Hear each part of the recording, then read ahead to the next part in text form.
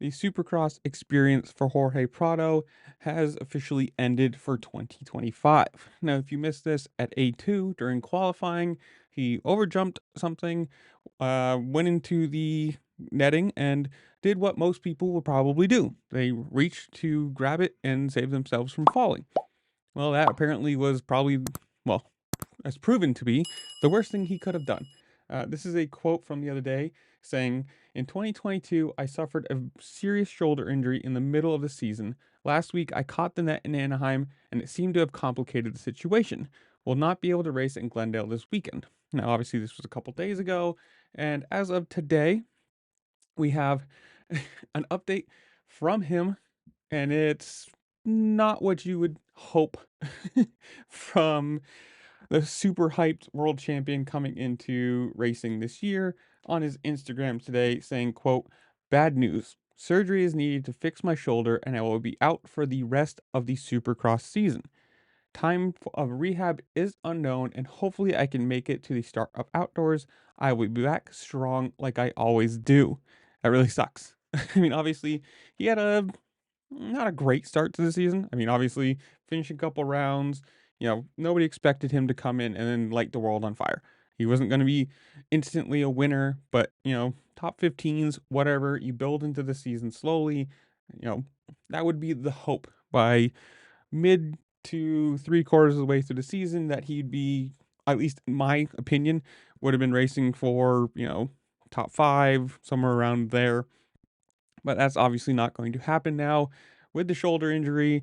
And who knows? This might be just a safety thing for them, saying that he won't race any more Supercross. You know, this year, just be done with it. Get the surgery, heal, and whatever time you have, there's no point in testing more Supercross because obviously he's out of the championship. The points won't matter at that point. So any time that is allotted after his surgery and during his recovery, whatever you want to call it, is going to be back towards motocross, which makes sense. I mean, for all intents and purposes, my thought is this year in Supercross was just the experiment, anyways. Give him some experience and see where he falls. And then motocross, obviously being a multi time MXGP champion, he should be an instant contender for a motocross title. That's what I would believe, at least. So if he gets this shoulder surgery, any healing time, then back on the bike and just test for outdoors, test, and then over the winter, have some more supercross time then. But hopefully, knock on wood, hopefully he is healthy for the start of outdoors. I'd love to see him in a full season in a platform or race setting that he's more comfortable in, obviously. Coming over from MXGP, Supercross was the unknown. I mean, obviously he did a couple, what, 3 or 4 rounds last year. It's not really a bunch of experience to talk about in general, but the question is now, I guess, will he be ready for outdoors? How long or how serious is the surgery? You know, from what he said, his shoulder felt good right afterwards, in an interview the day of, that his shoulder didn't feel bad, but they'd have to see the next day. And then it came out, well, he's out for Glendale, and then a couple days later, well, he's out for the year.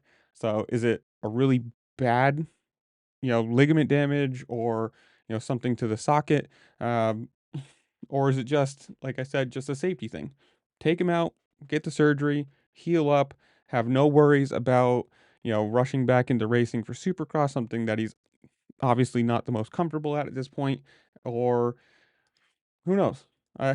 Like I said, I really do hope that he isn't missing any time for outdoors because that's obviously where he's going to be the most competitive this year, at least. So if he gets to race a full series of outdoors, it's going to be great. I mean, him against Jet, against Tomac outdoors, everybody else would be well, for me, the more entertaining thing. The more people you bring in, the better it is. And sadly, he is I think, the first casualty of the 450s this year. Obviously, the 250 West has been decimated by injuries, but if he's the only one, not saying it's a good thing, not saying I'm happy about it, not saying in any way, shape, or form, if he's the only one that gets injured this year, I'm happy with that. I will be good with that. One person out is bad for him, bad for the team, bad for racing in general or competition overall. But if it's only one person so far or for the rest of the year, I'm okay with that. It sucks to see because, it was exciting to have him move over here, new team, new experience, Supercross and everything. But you gotta say, it sucks that something so simple as trying to stop yourself from falling actually injured him to the point where he can't race. He might have been perfectly fine if he'd just gone into the netting and fell on the ground and rolled away. But, it's the response, the snap response to grab onto something to try and stop yourself from hitting the ground. And, well, sadly, that's the negative. But I don't know. This is where I leave you guys. Comment down below.